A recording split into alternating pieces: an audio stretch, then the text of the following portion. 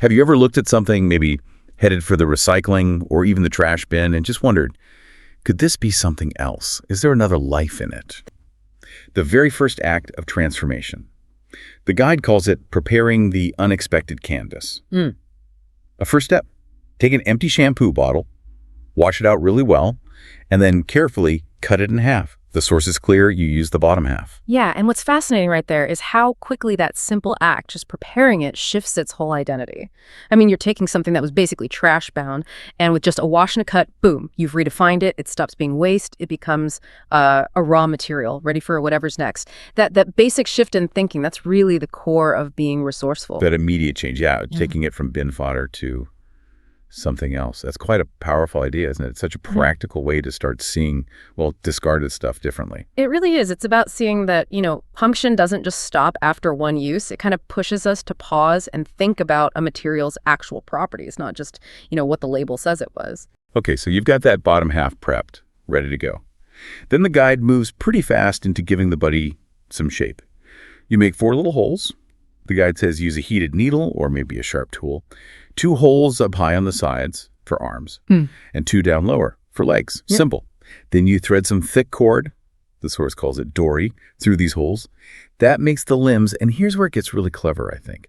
Really highlights that repurposing idea. You actually reuse the original bottle caps. You tie them onto the ends of the threads for hands and feet. Secure them with knots on the inside. Oh, that's brilliant. That stage is like a fantastic tiny lesson in basic structural design, really. You're creating joints, articulation, form, with almost nothing. It just shows how simple connection points, those little holes, can give a static thing some movement, some character. You don't need fancy stuff to see how structure works, And reusing the caps, like you said, that just perfectly closes the loop, doesn't it? Full use of the materials. It is really clever. Just 4 holes and those caps. And suddenly it has a distinct shape. It's like a mini hands-on lesson in how basic connections can build personality. No complex machines needed. Right? So structure's there. Now the guy says, let's give it some personality. This is where it really stops being just construction and becomes, well, creative expression. You stick on googly eyes maybe, or just draw them with a marker. Add a cute smile, maybe some yarn or cotton for hair. Options. Exactly. And this is the point where that discarded object truly becomes something else entirely. You're not just putting parts together anymore. You're actually giving this thing character, charm. It really taps into that basic human thing, right? Wanting to create, to personalize, turning something totally ordinary into something unique, something that makes you smile. Yeah, it's amazing how just adding a face, some simple features, totally changes its whole vibe. Okay, so Buddy's got a face. Now for the finishing touches. The guide suggests filling the inside of the bottle with soft cotton, gives it some volume, makes it feel a bit more substantial, I guess.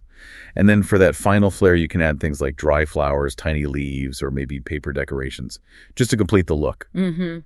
Those last steps, they add the aesthetic value, sure, but also that feeling of completion. They take it from being just a shaped bottle with limbs to a genuinely decorative piece. It's about elevating it, really, from just a craft project to, well, a small piece of personal expression. So if we look back at the whole journey, we started with an empty shampoo bottle, destined for the bin.